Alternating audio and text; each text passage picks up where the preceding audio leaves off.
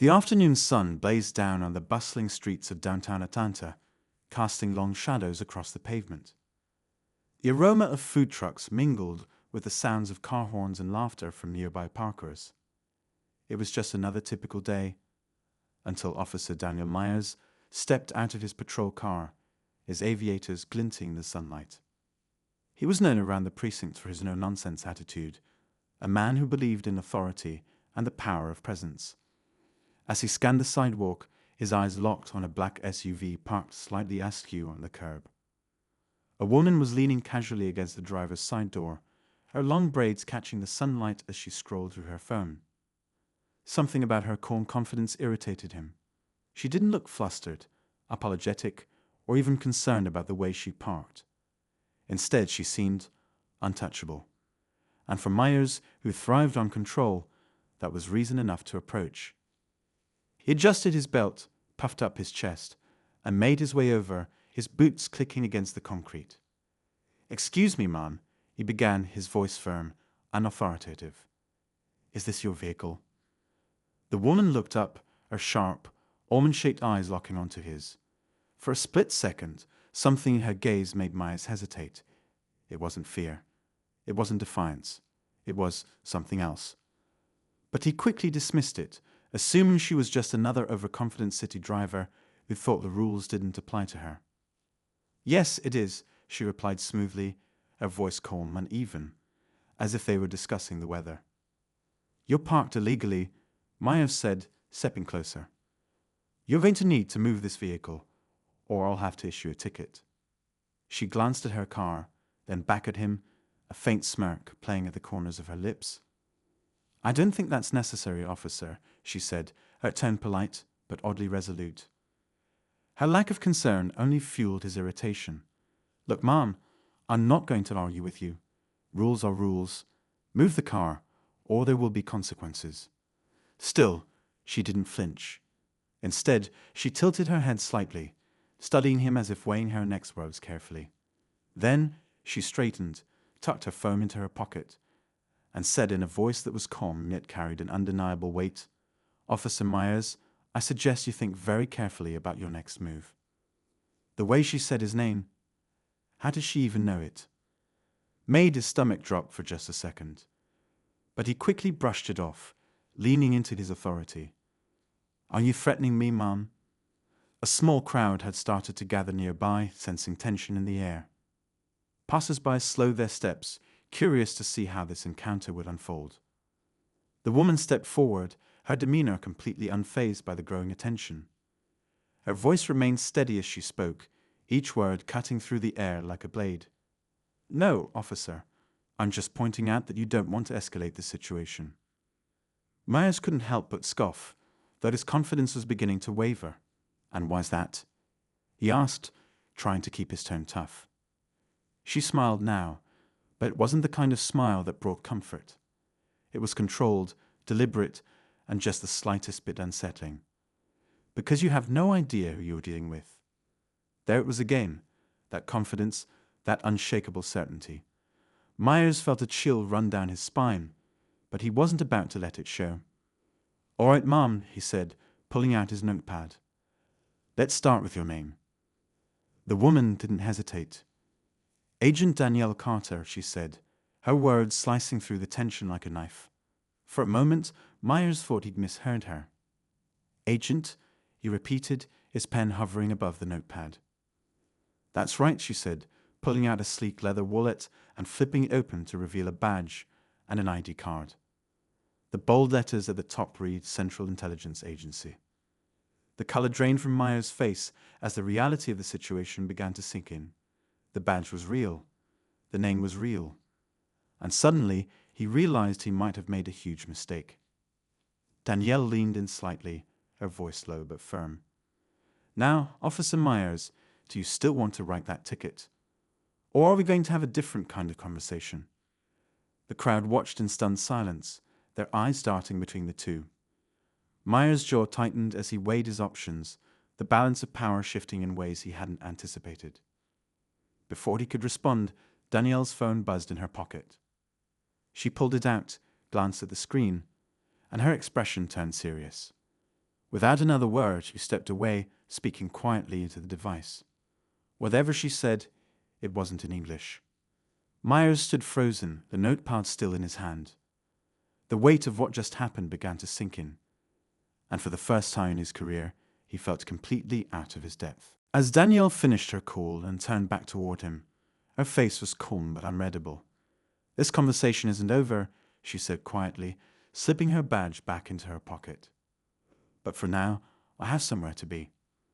With that, she climbed into her SUV, started the engine, and pulled away, leaving Myers standing there, his mind racing with questions he couldn't even begin to answer. Who was this woman? And what had he just stumbled into?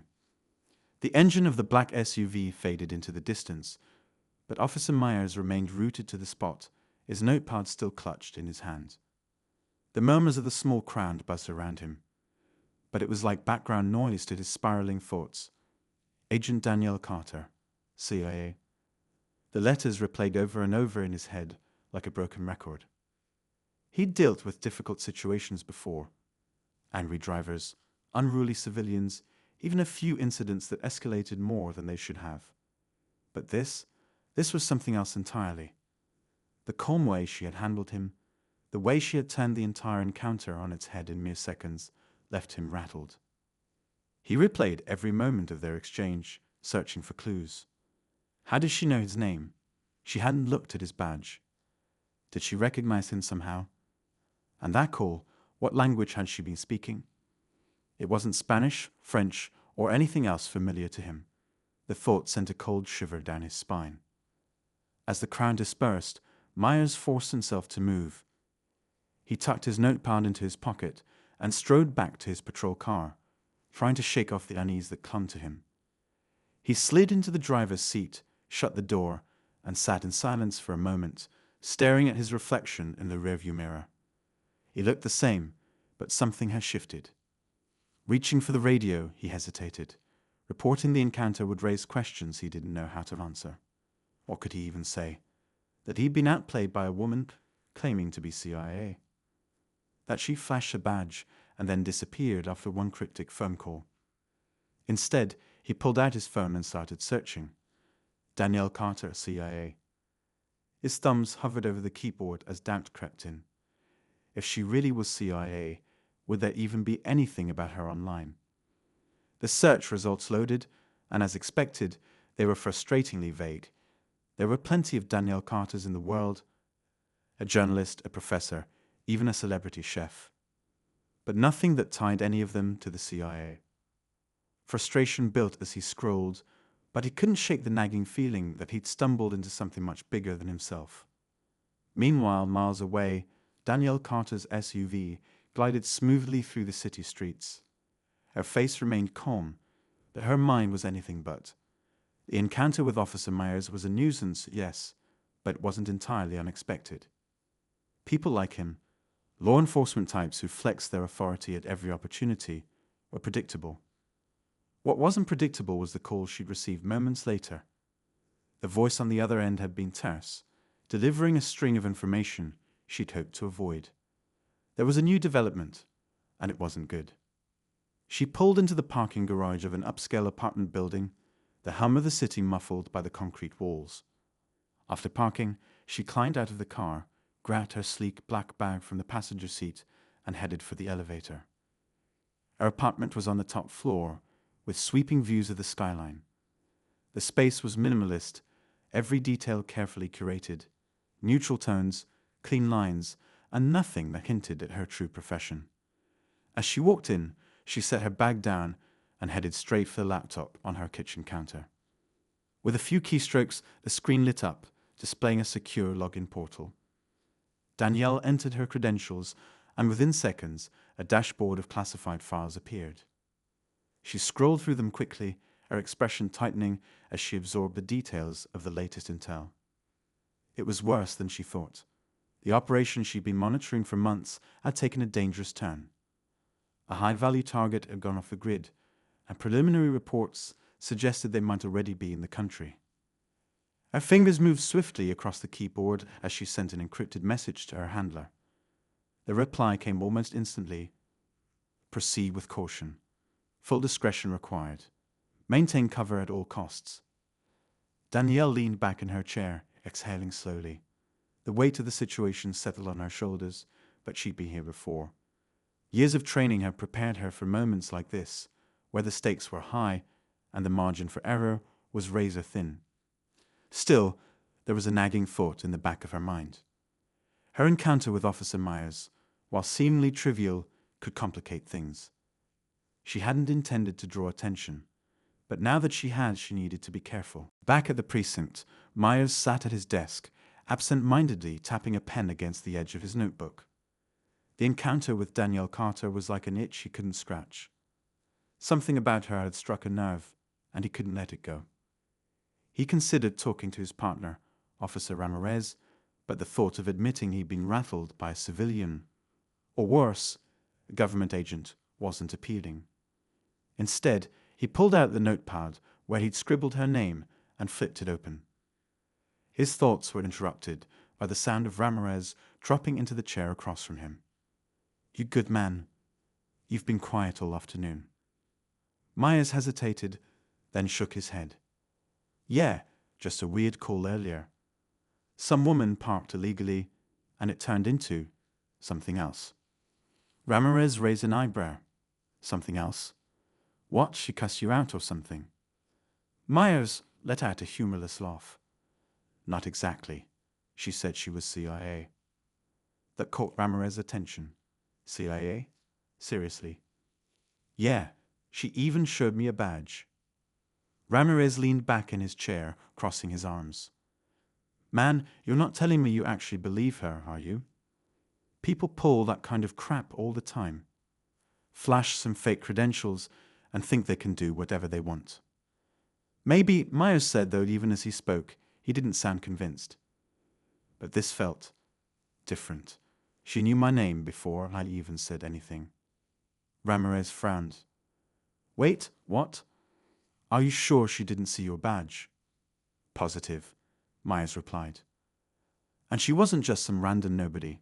She had this presence, like she knew exactly what she was doing.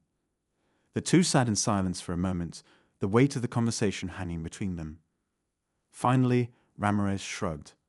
"Look, man, if it's bothering you that much, maybe you should just let it go. If she really is CIA, you don't want to get involved. And if she's not, well, it's not your problem." Myers nodded, but deep down, he knew he couldn't let it go. Something about the encounter had struck a chord, and until he had answers, it would keep gnawing at him. As the hours passed, Danielle sat in her apartment, reviewing every detail of the mission ahead. Her cover was intact for now, but she knew how quickly things could unravel. One mistake, one slip-up, and the entire operation could be compromised. Her thoughts drifted back to Myers. She hadn't planned on revealing her status to anyone, let alone a local cop, but the situation had left her no choice. And now, she had to hope that he wouldn't dig too deep. Because if he did, he might find himself tangled in a web far more dangerous than he could imagine.